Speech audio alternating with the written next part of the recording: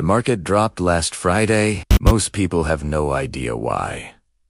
Here is the full explanation. The S&P 500 fell 1.33% on Friday and settled at 6,740. West Texas crude oil ended the week with a 35% gain, its biggest weekly surge since oil futures trading began in 1983. One narrow waterway caused all of it, the Strait of Hormuz. More than 14 million barrels of oil pass through the Strait of Hormuz every single day. The U.S.-Iran conflict blocked tanker traffic through the strait almost entirely. Less oil reaching the market means higher oil prices. Basic supply and demand. And oil affects everything. Transport, food, manufacturing, energy bills. Higher oil prices push inflation back up across the entire economy. Higher inflation means the central bank keeps interest rates high for longer. High interest rates make stocks less attractive. Money moves to safer assets instead. One conflict, oil spikes, inflation rises, rates stay high, stocks drop.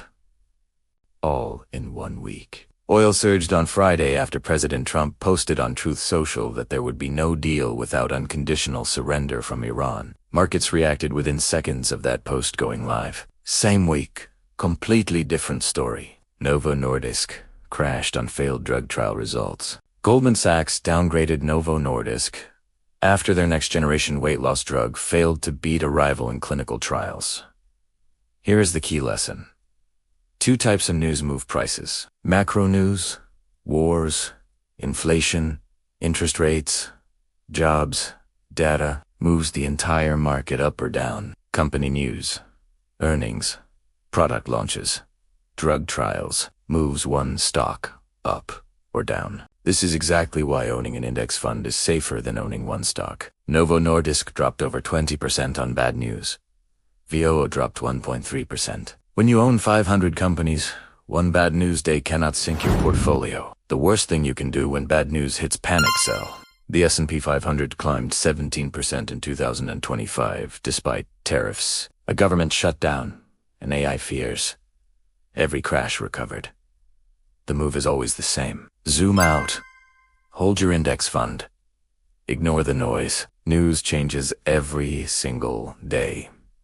Your investment strategy should not every war, every crash, every panic. The long-term chart points one direction up. News, ease, noise. Time is the actual strategy. 3 rules for every time bad news hits the market. 1. Do not sell. Panic selling locks in losses permanently. To consider buying more crashes or discounts on quality assets. 3. Open the 10-year chart every single time.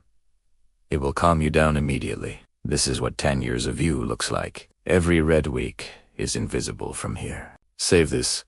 Pull it out the next time markets drop and you feel like selling. Come in below, did you sell last Friday or did you hold?